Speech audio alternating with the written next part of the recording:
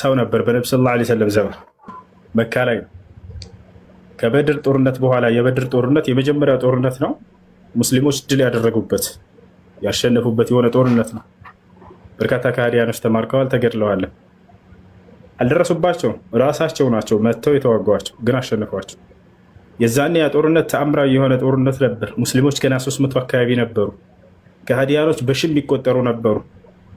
ያቻል ሙስሊሞች የዛኔ ገና መሳሪያ ምናምን ዝግጅት አላደረጉ። ከሃዲያኖች የመሳሪያ አይነት ሁሉ አላቸው። ፈረስ ይዘው፣ ግመል ይዘው፣ የእግረኛ የሌለ የለም። እንደሚያሸንፉም እርግጠኛ ሆነው እንዳለ ለመጨፈር ሴቶቻቸው ሁሉ ተከትለው መጥተው ነበር ከመካ ቁረይሻውያኖች። ያቻል ድል እንደሚያደርጉ እርግጠኛ ሆነው ከድል በኋላ ድሉን በቃ ደስታውን ለማሳለፍ ብለው ይህ ከበሮ ምናምን እንዳለ ይዘው መጥተዋል። ምግብ ሁሉ ይዘው መጥተዋል። ሴቶቻቸው ሁሉ መጥተዋል። ምንም የሚያጠራጥር ነገር የለንም እናሸንፋለን ብለው ጦር ሜዳው ላይ ሲታዩ ጊዜ ሜዳው ላይ ቀረቡ። ሙስሊሞች ከዚህ ናቸው፣ ከሃዲያኖች ከዚያ ናቸው።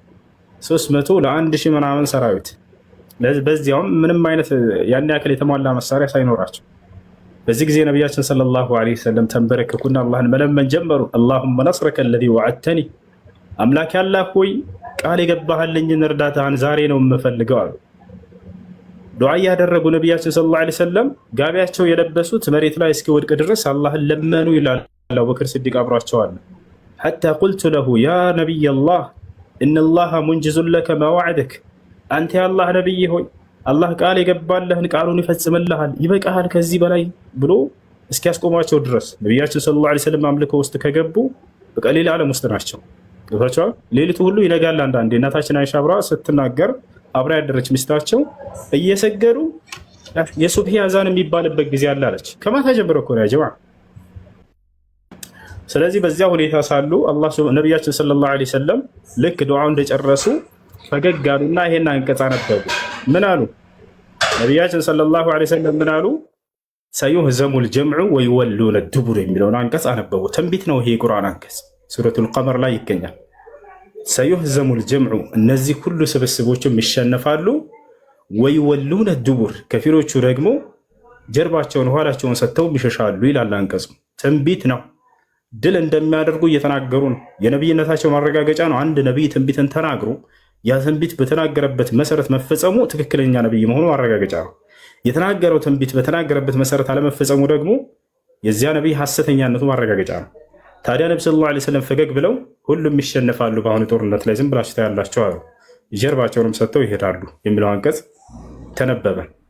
ወዲያውም አላህ ሱብሓነሁ ወተዓላ የቁርአን አንቀጽ አወረደላቸው። ምን የሚል ኢዝ ተስተጊሱነ ረበኩም ፈስተጃበ ለኩም አኒ ሙሚድኩም ቢአልፊን ሚነል መላኢከቲ ሙርዲፊን፣ ሙሐመድ ሆይ እኔን ጌታህን አላህን እርዳታ በለመንከኝ ጊዜ አለ እኔም እሺ ብዬ ተቀበልኩህ። እኔ አንተንና ሰራዊቶችን አስከተዬ 1000 የመላእክት ሰራዊቶችንም እንደማስከትልልህ ቃል ገባሁልህ አላቸው። 1000 መላእክቶች ከሰማይ ጅብሪልና ሚካኤል ሰራዊቶቻቸውን ይዘው ወረዱ፣ አብረዋቸው ሊዋጉ ማለት ነው። ምክንያቱም እነዛ በሺዎች የሚቆጠሩ ናቸው፣ እነዚህ ገና 300 ናቸው። የማይመጣጠን ቁጥር ነው። ከዚያ ጦርነቱ ተካሄደ፣ እንዳሉትም ተፈጸመ። ተሸነፉ እነዛ ከሃዲያኖች። የተወሰኑት ይሸሻሉ ጀርባቸውን ሰጥተው ተብሎ ነበር አይደል? አንቀጹ ላይ የተወሰኑት መሸሽ ጀመሩ።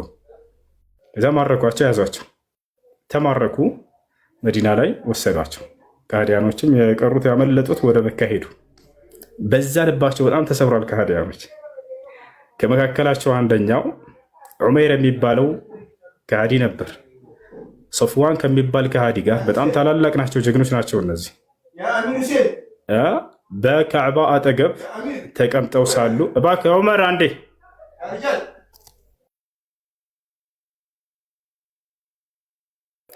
ከዛ በኋላ ምን ሆነ? በካዕባ አጠገብ ተቀምጠዋል እነዚህ ሁለት ሰዎች።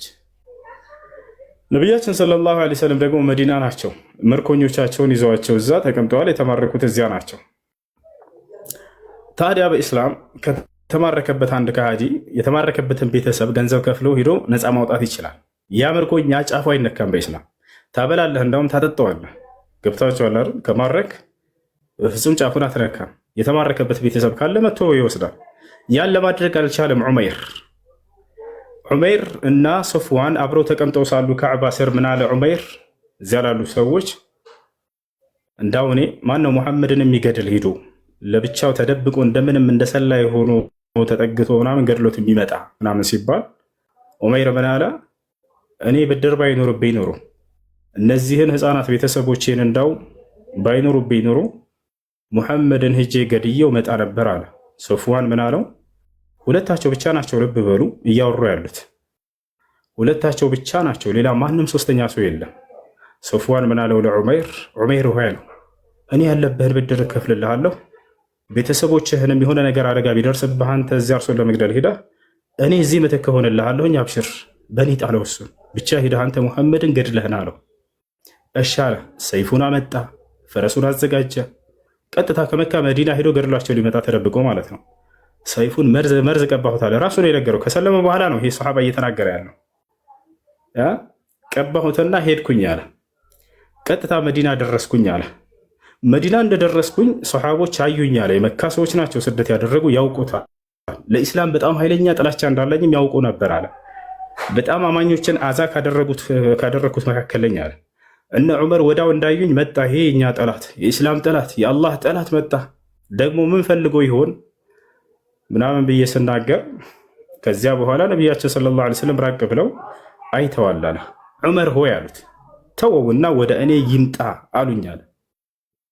በጣም ደነገጥኩኝ አለ ዑመር። ሰይፋቸውን ይዘዋል እኮ ሰይፉን ይዘዋል ሰውየው። ነቢያችን ሰለላሁ ዐለይሂ ወሰለም ተወውና ወደ እኔ ይምጣ ላኩት ብለው ተናገሩ። እርሳቸው ድንኳናቸው ውስጥ ተቀምጠዋል። ከዚያ በኋላ መጣ። ሰይፉን ተቀበሉትና ሰሓቦች ከነቢ ሰለላሁ ዐለይሂ ወሰለም ጋር ከመግባቱ በፊት ከነፈረሱ ውጭ ላይ አስቀመጡት። ግባ አሉት ነቢያችን ሰለላሁ ዐለይሂ ወሰለም። ገባ። ለምን መጣ አሉት ነቢ ሰለላሁ ዐለይሂ ወሰለም። የተማረከበት ልጅ አለ እንደነገርኳችሁ፣ በጦርነቱ ላይ ተማርኮበታል። አንደኛው ልጁ የማን የዚህ የዑመይር ማለት ነው። ለምን መጣ ግን? የመጣው ለዚያ ጉዳይ አይደለም። ልጁን ነፃ ለማውጣት እንዳልመጣ ያውቅ ነቢያችን ሰለላሁ ዐለይሂ ወሰለም ነቢይ በመሆናቸው ያንን አውቀዋል፣ ገብቷቸዋል። ከዚያ መጣና ለምን መጣህ ቁጭ በላሉት ነቢ ሰለላሁ ዐለይሂ ወሰለም። ሊገላቸው እንደመጣ የሚያውቃሉ። ያ ጀማዓ ወሕይ ወርዶላቸዋል ከአላህ ዘንድ። ለምን መጣህ ሲሉት የተማረከበኝን ልጅን ነፃ ለማውጣት ነው የመጣሁት አለ። አትዋሽ አሉት ነቢ ሰለላሁ ዐለይሂ ወሰለም። አትዋሽ፣ እውነቱን ተናገር አሉት። እውነቴን ነው ለዚህ ነው የመጣሁት አለ። አይ ከዋሻ እንግዳውንስ ለምን እንደመጣህ ልንገርህ አሉት። ወደ እኔ ከመምጣትህ በፊት አንተና ዑመይር ሶስተኛ ሰው አብሯችሁ ሳይኖር በካዕባ ስር ቁጭ ብላችሁ ነበር አይደል አሉት። አዎ አለ። ደነገጠ። እኔንም ለመግደል ተመካክራችሁ ነው የመጣኸው አይደል አሉት። ቃል ነዓም አዎ አለ። ወዲያው ምን አልኩኝ አለ ፈዓሊምቱ አነሁ ላ ዩኽቢሩሁ ኢላ አላህ ዐዘ ወጀል፣ አላህ እንጂ ሌላ ማንም እንደማይነግረው ተረዳሁኝ አለ። አሽሀዱ አን ላ ኢላሃ ኢለላህ ወአነከ ረሱሉላህ አልኩኝ። ወዲያው እስልምና ተቀበልኩኝ አለ። ምክንያቱም የሆነ ሰው መጥቶ ነግሮት ነው እንዳልል ካጠገባቸው ሶስተኛ ሰው የለም አለ። ይህ ከአላህ ዘንድ መጥቶ ተነግሮት ካልሆነ በስተቀር ሌላ ማንም ሊሆን አይችልም ብዬ ወዲያው እስልምና ተቀበልኩኝ አለ። ያ ረሱለላህ ኩና ኑከዚቡከ ቢኸበሪ ሰማዕ ለማ ኩና ፊ መካ እያለ ተናገርኩኝ አለ። በመካ ላይ ሳለህ የአላህ ቃል ከሰማይ በሚመጣልህ ጊዜ እናስተባብለህ ነበር። አሁን ግን ይህን የማልክደው ነገር ነው። ይህ በራሴ በአይኔ በብረቱ ያየሁት ምስክር ነው። በቃ ሶስተኛ ሰው አብሮን ሳይኖር እኛ ምን እንደምንሰራ አንተ እዚያ ሊነግርህ የሚችለው ከፈጣሪ በስተቀር ሌላ ማንም ሊሆን አይችልም ብዬ እስልምና ተቀበልኩኛል። ከዚያ በኋላ እስልምና ተቀብሎ ተመለሰ። እስልምና ተቀብሎ ተመለሰ። ሶፍዋን በጣም ይገርመኝ እሱ ነው። ያ ሰው ማለት ነው የመካ ሰዎችን ሰብስቦ ጀግና ነው። ዑመይር ይታወቃል። አዲስ ነገር ትሰማላችሁ ጠብቁ። በበድር ምክንያት ልባቸው የተሰበረውን አሁን የምትጠገኑበት አዲስ ነገር ትሰማላችሁ፣ የሙሐመድን ሞት ዜና እንጠብቃለን ብሎ ህዝቡን ሰብስቦ ይናገራል። እንደዛ እየተናገረ እያለ የሆኑ ሰዎች መጡና ሰምተዋል። ከመዲና ነገሩት። ሄደ እኮ ዑመይር ሰይፉን መዞ ሙሐመድን ሊገድል ሄዶ እስልምናን ተቀብሎ እየተመለሰልህ ነው አሉት። ወላሂ ላ ኡከሊሙሁ አበደን አለ ሱፊያን። በፍጹም ያንን እንደው ላናገረው አልችልም፣ አላናገረውም ከዚህ በኋላ ብሎ ተናገረ። አላናገረውም ብሎ ተናገረ። ከዚያ በኋላ መጣ። እንዳውም ሰውየው ምንድን ነው ያለው ዑመይር ለነቢ ሰለላሁ ዐለይሂ ወሰለም፣ ሙሐመድ ሆይ አንተን አዛ ሳደርግህ ነበር፣ ልክ እንዲሁ የአንተን ተከታዮችንም አዛ ሳደርግ ነበር። እስልምናን በጣም እጠላ ነበር። አሁን እስልምናን ተቀብያለሁኝ። ወደ መካ ተመልሼ እስላምን እንዳስተምራቸው ዘንድ ፍቀድልኝ ብሎ ጠየቃቸው። ወዲያው እንዴት ይጠይቃል? ሳይማር ልትሉ ትችላላችሁ። ወዲያው ነብዩ ሰለላሁ ዐለይሂ ወሰለም እስልምናን ከተቀበለ በኋላ ተናግረዋቸው ነበር። ሰሃቦችን ጠሩና ሀዛ አኹኩም አሉ። ኑና ሊገድል እንደገባ ያውቃሉ። ሰሃቦች ራሱ ሰይፉን ይዞ ነው የመጣው። ኑና ወንድማችሁ ሆኗል፣ አሁን እስላምን ተቀብሏል። ኑና ስለ ኢስላም አስተምሩት፣ ስለ ውዱ አደራረግ፣ ስለ ሶላት ማሰጋገድ አስተምሩት፣ ከእኛም ጋር ይሰግዳል ከዚህ በኋላ ወንድማችን ነው ብለው ተናገሩ። ሰሃቦችም ያንን በመደነቅ የታዘዙትን አደረጉ። ሊገድል እንደመጣ ያዩት ሰው ተማርኮ በእርሳቸው ማንነት ሰልሞ ይላል እና በርካታ ሰዎች ነብዩ ሰለላሁ ዐለይሂ ወሰለምን የግድያ ሙከራ ለማድረግ መጥተው የሰለሙ ናቸው። ዑመር ታውቃላችሁ አይደል? ዑመር የሰለመው ታላቁ የነብዩ ሰለላሁ ዐለይሂ ወሰለም ኸሊፋ፣ ሶስተኛው ኸሊፋቸው፣ ሁለተኛው ኸሊፋ ነብዩ ሰለላሁ ዐለይሂ ወሰለምን ለመግደል መጥተው ነው የሰለመው። ይሄም ልክ እንዲሁ እርሳቸውን ለመግደል መጥተው ነው የሰለመው። ሌላው ልክ እንዲሁ እርሳቸው ላይ ግድያ ሙከራ አድርገው ተአምራትን አይተው ከሰለሙ መካከል ሶስተኛው ልንገራቸው። ነቢያችን ሰለላሁ ዐለይሂ ወሰለም የሆነ ዛፍ ስር ተጠልለው ተኝተዋል። ደክሟቸዋል። ሁሉም ሰሃባ በየስፍራው ተኝተዋል፣ ደክሟቸዋል። አንድ ከሃዲ ነቢያችን ሰለላሁ ዐለይሂ ወሰለምን ለመግደል ይመጣል። ቀጥታ እርሳቸው ያሉበትን ፈለገና አገኛቸው። ወዲያው ሰይፉን መዘዘና ከላያቸው ላይ ቆመ በእርሳቸው ስር። ነቢያችን ሰለላሁ ዐለይሂ ወሰለም አይናቸውን ገለጡና አዩት። አስቡት፣ ሰይፍ ይዟል፣ ቆሟል። ነቢያችን ሰለላሁ ዐለይሂ ወሰለም ተኝተዋል። መግደል ይችላል። ያ ሙሐመድ አላቸው፣ መን የምንዐከ ሚኒ፣ ሙሐመድ ሆይ ማን ነው ዛሬ ከኔ የሚያስጥልህ አሁን አላቸው። ነቢያችን ሰለላሁ ዐለይሂ ወሰለም ከፍ ባለ ድምፃቸውን ከፍ አድርገው አላህ አሉት። አላህ ነዋ ብለው ተናገሩ። ፈሰቀጠ ሰይፍ ዐን የዲህ፣ ከእጁ ሰይፉ ወደቀ፣ ተርገፈገፈና ሰውየው ልክ የአላህ ሱብሓነሁ ወተዓላ ስም ባነሱበት ጊዜ ማለት ነው። ከዚያ በኋላ ነቢያችን ሰለላሁ ዐለይሂ ወሰለም በተራቸው ሰይፉን ያዙና መን የምንዐከ ሚኒ አሉት። አሁን እስከ እኔ ማን ነው የሚያስጥልህ አሉት። ያ ሙሐመድ ኩን ኸይረ አኺዝ አላቸው።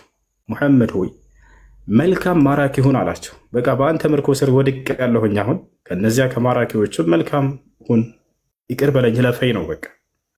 ታዲያ ሊገድላቸው የመጣን ሰው ሰይፍ መዞ ሊገድላቸው የተጋበዘን ሰው ነብዩ ሰለላሁ ዐለይሂ ወሰለም ገደሉት ወይ? አልገደሉት። ነቢያችን ሰለላሁ ዐለይሂ ወሰለም ሳይገድሉት በነፃ ላኩት። ሂድ በቃ አሉት። ነገር ግን ያን ሰው ሂድ ከማለታቸው በፊት ወደ ኢስላም ጠሩት። ቁል ላ ኢላሃ ኢለላህ አሉት። ከአላህ በስተቀር ሌላ አምላክ የለም ብለህ መስክር አሉት። ሰውየውም እኔ አሁን መስለም አልችልም አለ። ግን ላ ኡቃቲሉክ አላቸው። ላ ኡቃቲሉክ ፊ ሶፍ መን ዩቃቲሉክ፣ አንተ ከሚዋጉህ መስመር ሁኜ እኔ አንተን በፍጹም አልዋጋህም ቃል እገባለሁኝ አለ። ነቢያችን ሰለላሁ ዐለይሂ ወሰለም ለቀቁት፣ ሄደ። ከሄደ በኋላ ወደ ህዝቦቹ ጋር ወለማ ወሰለ ኢላ ቀውሚሂ፣ ወደ ህዝቦቹ ጋር በደረሰ ጊዜ ቃል ጅእቱኩም ምን ኸይሪ ናስ፣ ከሰዎች ሁሉ መልካም ከሆነ ሰው ዘንድ ነው የመጣሁት አላቸው።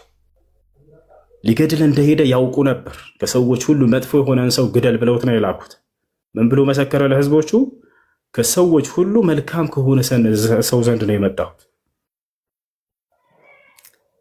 ጀግና ሰው ብሎ ማለት መበቀል እየቻለ ምህረት ያደረገ ሰው ነው።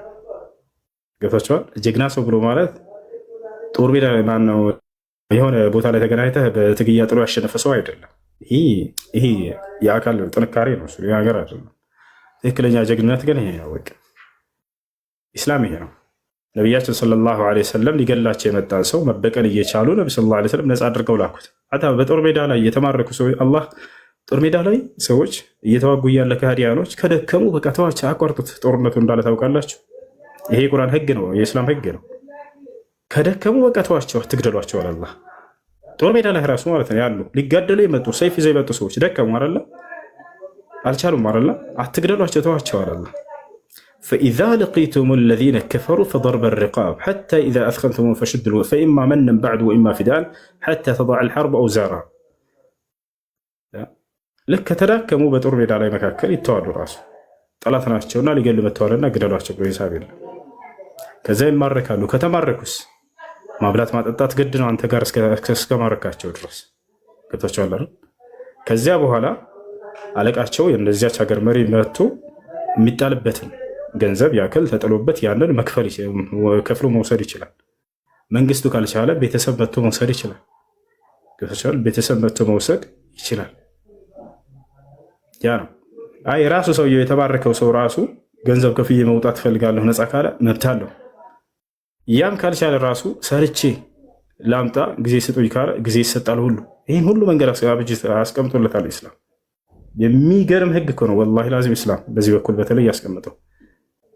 የተማረኩትን ግደላቸው ምናምን አይደለም። ይህ መጽሐፍ ቅዱስ ላይ ብትሄድ እግዚአብሔር ምን አለ? የተማረኩትን ለሁለት ክፈሏቸው አለ። ወንዶቹን ሙሉ በሙሉ ግደሏቸው ይላል። ከዚያስ ሴቶቹን ደግሞ ለሁለት ትከፍላቸዋላችሁ አለ እግዚአብሔር። ድንግል ከሆኑ ለራሳቸው ተጠቀሙባቸው፣ ውሰዷቸው አለ። ድንግል ካልሆኑ ደግሞ ሴቶችን ጨርሳችሁ ግደሏቸው ይላል። ከይፍ በኢስላም ያለው የለም በፍጹም። ይህ ነው። ታዲያ በዚሁ አጋጣሚ አንድ መጨረሻ ልንገራችሁ። በጦርነቱ ጊዜ በበድር ጦርነት ጊዜ ከተማረኩ መካከል የነቢዩ ሰለላሁ ዐለይሂ ወሰለም አማች ተማርኮ ነበር። የነቢ ሰለላሁ ዐለይሂ ወሰለም ሴት ልጅን ያገባ ሰው ገና የዛኔ አልሰለመም ነበር። የየትኛዋ ልጃቸው?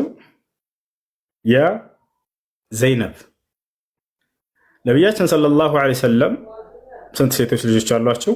4 ዘይነብ፣ ሩቀያ፣ ኡሙ ኩልሱም፣ ፋጢማ። ሩቀያ እና ኡሙ ኩልሱም ዑስማን ብን ዓፋን ያገባቸው። ሩቀያን አግብቶ ስትሞትበት ጊዜ ኡሙ ኩልሱምን አግብቷል። ፋጢማን ደግሞ ዓሊ ያገባት። ዘይነብን ያገባት ነቢያችን ሰለላሁ ዐለይሂ ወሰለም ገና መካ ላይ ያሉ ነበር ወደ ኢስላም ጥሪ ያደረጉለት። አልተቀበለም ሰውየው። ዘይነብ ግን ተቀብላለች። የዛኔ ሙስሊምና ከሃዲ ይለያዩ የሚለው የቁርአን አንቀጽ አልወረደም ነበር። እስኪሰልም ድረስ ነቢ ሰለላሁ ዐለይሂ ወሰለም ጠበቁት፣ አልሰለምም። ከዚያ ልክ ጦርነት ላይ ሲሆን ጊዜ ነቢያችን ሰለላሁ ዐለይሂ ወሰለም ወደ መዲና ስደት አድርገው መዲና ላይ ሳሉ ከዚያ በኋላ ልጃቸው ልትመጣ አልቻለችም። ባሏን በጣም ተወደው ነበርና ስደት አላደረገችም። የዛኔ እስኪሰልምላት ተስፋ አድርጋ እየጠበቀች ነበር፣ ግን አልሰለምም። ጭራሽ የበድር ጦርነት ሲካሄድ አብሮ ሊዋጋ ሄዳ፣ ሙስሊሞችን ሊዋጋ ማለት ነው። የእርሷ ባል በጦርነቱ ላይ ተማረከ። ባሏ ከተማረኩት መካከል ሆነ።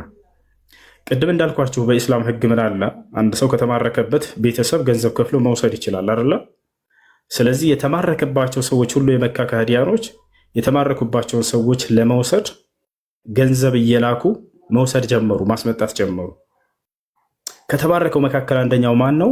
የነቢ ሰለላሁ ዐለይሂ ወሰለም የልጃቸው ባል ተማርኳል። እሱ አይ ይሄ ልጅ ባል ነውና ልላከው ምናምን ብሎ ሂሳብ የለም። የእስላም ሕግ ነው፣ ሕግ ነው። ነቢ ሰለላሁ ዐለይሂ ወሰለም ይሄ ለቤተሰብ ይሁን ምናምን ብሎ ሂሳብ የለም። አያችሁ፣ ፍትሃዊ መሪ ናቸው። ተማርከሃል፣ ተማርከሃል፣ ነፃ የሚያወጣ እስኪመጣ ድረስ አንተም እንደሌሎቹ እዚህ ትቀመጣለህ አሉት ነቢ ሰለላሁ ዐለይሂ ወሰለም። ከዚያ በኋላ እርሱን ነፃ የሚያወጣ ገንዘብ ተላከ። ከማን? ከሚስቱ ከዘይነብ ከነቢ ሰለላሁ ዐለይሂ ወሰለም ልጅ ማለት ነው። በከረጢት ተቋጥሯል ገንዘብና የአንገት ሀብል። ነቢያችን ሰለላሁ ዐለይሂ ወሰለም ናቸው ገንዘቡን እየተቀበሉ እያዩ ነፃ የሚያወጧቸውና የሚሰጧቸው የነበሩ መሪ እርሳቸው ናቸውና ይፈሻል። ልክ ሲከፍትት ጊዜ ቀረ ከረጢቱን ነቢያችን ሰለላሁ ዐለይሂ ወሰለም በውስጡ ላይ ገንዘብና የአንገት ሀብልን አገኙ። የአንገት ሀብሉን ሲያዩ ግን በጣም አለቀሱ። ነቢ ሰለላሁ ዐለይሂ ወሰለም ስቅስቅ ብለው አለቀሱ። ሰሃቦች በጣም ደነገጡ። ለምን አለቀስክ አንተ የአላህ መልእክተኛ ብለው ጠየቋቸው። ያለቀስኩት ይሄ የመወዳት የሚስቴ የአንገት ሀብሏ ነበር አሉ። የኸዲጃ ሀብል ነው፣ እሷን ስላስታወሰኝ ነው። ሙታ ራሱ አልረሷትም ነቢ ሰለላሁ ዐለይሂ ወሰለም። ትክክለኛ ፍቅር ማለት ይሄ ነው። ትክክለኛ ፍቅር በሞት አይቋረጥም። ያንን ሲያዩ ጊዜ ነቢ ሰለላሁ ዐለይሂ ወሰለም አለቀሱ። ይሄ የሚስቴ ሀብል ነው፣ ልጄ ዘይነብ ባገባች ጊዜ ለእርሷ ጌጥ የሆናት ዘንድ ብላ ማስታወሻ ብላ ሰታት ነው። አሁን ነፃ ለማውጣት ባሏ ልካው ነው። እናንተ ከፈቀዳችሁልኝ ብለው አቀረቡላቸው። ይሄ ከልጄ እጅ እንዲወጣብኝ አልፈልግም፣ የሚስቴ ማስታወሻ ስለሆነ። አይ አንፈቅድም ካላችሁኝም ችግር የለውም፣ ከተማረኩት ሰዎች ይላክና እሱ ይህንን ገንዘብ ተቀብለን እዚህ ለድሃዎች ለምስኪኖች እናከፋፍላለን አሉ። ሰሃቦች በአንድ ድምፅ ምን አሉ? አንተ የፈለግከውን ነገር አድርግኛ እንስማማለን፣ አንተ የአላህ መልእክተኛ፣ እርሱ ከልጆት እጅ እንዳይወጣ ከፈለጉ ተስማምተናል አሉ ሰሃቦች። አያችሁ፣ አይኔ መሪ ነኝና ብለው በራሳቸው አይወስኑም ነበር። ያንን ለህዝቦቻቸው ያቀርቡላቸዋል። ፈቃደኛ ናቸው አላቸው። አዎ ፈቃደኛ ነን። እንግዲህ አሁንስ ናሉትና ባሏን የዛኔ የቁርአን አንቀጽ ወርዷል። ሙስሊምና ከሃዲ ሰው አብሮ መኖር እንደማይችል ወላ ተንኪሑል ሙሽሪካት ሐታ ዩእሚንና ወለአመቱ ሙእሚነቱን ኸይሩን ሚን ሙሽሪከቲን ወለው አዕጀበትኩም ወላ ቱንኪሑል ሙሽሪኪነ ሐታ ዩእሚኑ የሚለው አንቀጽ ወረደ። ናኑትና ነቢ ሰለላሁ ዐለይሂ ወሰለም ይሄን ሂደህ ለልጄ ስጣት ለዘይነብ፣ ይሄ ሀብል ከእጅሽ እንዳይወጣ ብሎሻል አባትሽ ብለህ ስጣት። አንተ ደግሞ ቶሎ ብለህ ልጄ ላካት፣ ከዚህ በኋላ ልጄ ከከሃዲ ሰው ጋር እንድትሰበሰብ አይፈቀድምና አሉ። የቁርአኑ አንቀጽ ወረደ። ስለዚህ ልጄ ላካሉት፣ እሺ አለ። በጣም ይወዳታል ባሏ፣ ገብታቸው በጣም ይወዳታል ባሏ። ከዚያ በኋላ ልጃቸው ይህ ሰውዬ ባልየው ተመለሰ፣ ወደ መካ ሄደ። ቃላቸውን ጠባቂዎች ናቸው አረቦች ከሃዲም ቢሆኑ። ልጃቸውን በግመል ላክ። እየላከ እያለ ከሃዲያኖች ሰሙ። በበድር ጦርነት ስለተሸነፉ በነብዩ ሰለላሁ ዐለይሂ ወሰለም እና በሙስሊሞች ተናደው ስለነበር ልጃቸው ዘይነብ እርጉዝ ነበረች። በግመል ተጭና እየሄደች እያለች ጠብቀው መንገድ ላይ ግመሉን እግሩን መቱት። ከዚያም በኋላ ልጃቸው ከግመሉ ላይ ወደ መሬት ወደቀች፣ ጽንሷም ወረደ።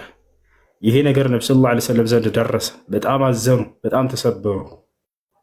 በጣም ናዛ ያደረጓቸው ነብዩ ሰለላሁ ዐለይሂ ወሰለም እርሳቸው ወደዚያ ለመስበር ልባቸውን እዚህ በልጃቸው ላይ ተበቀሏቸው። ልጃቸው ከግመሉ ላይ ወደቀች፣ ጽንሷም ወረደ፣ ደም ፈሰሳት። በዚህ ነብዩ ሰለላሁ ዐለይሂ ወሰለም በጣም አዝነዋል። አላህ ሙስተዓን። ከዚያ በኋላ እንደምንም ብላ መዲና ደረሰች። በጣም ተወደው ስለነበረ ባሏን በጣም አዝናለች። ሁል ጊዜ ዱዓ አድርጋለች እያለቀሰች ባሏ እንዲሰልምላት። ባልየውን በጣም ይወዳት ነበር። አልሰለመም ገና መጣ። ይወታቸዋል ይመጣል መዲና ሚስቱን ለማየት ለምኖ ይሄዳል። ነብዩ ሰለላሁ ዐለይሂ ወሰለም በፍጹም ከሃዲ ለሆነ ሰው ከዚህ በኋላ ላተጅተሚዑ ብንቲ መዓ ረጁልን ካፊር፣ ከከሃዲ ሰው ጋር ሚስቴ ልጄ አትሰባሰብም ብለው ከለከሉት። በተደጋጋሚ መጣ፣ ነገር ግን ይሄን ነገር ሊያገኝ አልቻለም። ነቢያችን ሰለላሁ ዐለይሂ ወሰለም በስተመጨረሻ ጊዜ ቁጭ አድርገው ወደ እስላም ጠሩት፣ መከሩት፣ ዳዕዋ አደረጉለት። አሁንም ለመቀበል አልወሰነም። ወደ መዲና ወደ መካ ተመለሰ። አስቦ አሰላስሎ እስልምና ለመቀበል ወሰነ።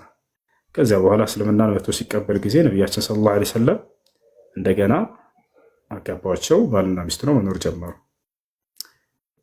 ይህ ሌላኛው የነቢያችን ሰለላሁ ዐለይሂ ወሰለም በጣም የሚያሳዝን የሆነ ታሪክ ነው። በተለይ የሀብሉ ጉዳይ ሲነሳ ጊዜ በጣም አለቀሱ። ኸዲጃን በጣም ይወዷት ነበር። ኸዲጃን የሚወዷት ሚስት ስለሆነች ብቻ አይደለም፣ የጀማዓ በሙሉ ህይወታቸው ላይ ከጎናቸው ነበረች። ኢስላምን በሚያደርሱ ጊዜ ከጎናቸው ነበረች። ማንም ሰው ጫፋቸው ላይ እንዳይደርስ ከጎናቸው ነበረች። በሁሉ ነገር በቃ ቁማላቸዋለች። ኸዲጃ በጣም የምትገርም እናታችን ነች። በምድር ላይ እያለች ገነትን ተበስራለች። በምድር ላይ እያለች ብቸኛዋ ሴት አላህ የእኔ ሰላም በአንቺ ላይ ይስፈን ያላት፣ ጅብሪል የእኔ ሰላም በአንቺ ላይ ይስፈን ያላት፣ ሰላምታን ያቀረበላት ታላቅ ሴት እርሷ ብቻ ነች። ሙሐመድ ሆይ ለሚስትህ ለኸዲጃ ኢነ ረበከ ይቅሪኡከ ሰላም ብለህ አድርስልን ተብሎ የተነገረላት ነች። ጌታሽ አላህ የእኔ ሰላም፣ እዝነት፣ በረከት በአንቺ ላይ ይስፈን ተብለሻል። ያ ነው። ኸዲጃ በጣም ቆንጅዬ ነበረች። በጣም ታላቅ ሴት ነች። በጣም ሀብታም ነች። ያልጠየቃት የመካ ሹማምንትና ንጉስ የለም። ነገር ግን ሁላቸውንም አልፈለገችም ነበር። እርሷን የገዛት የነብዩ ሰለላሁ ዐለይሂ ወሰለም ስነ ምግባራቸው ነበር። ነብዩ ሰለላሁ ዐለይሂ ወሰለም ሀብታም አልነበሩ፣ የደሃ ልጅ ነበሩ። በድህነት ነው ያደጉት። ገፋቸዋል።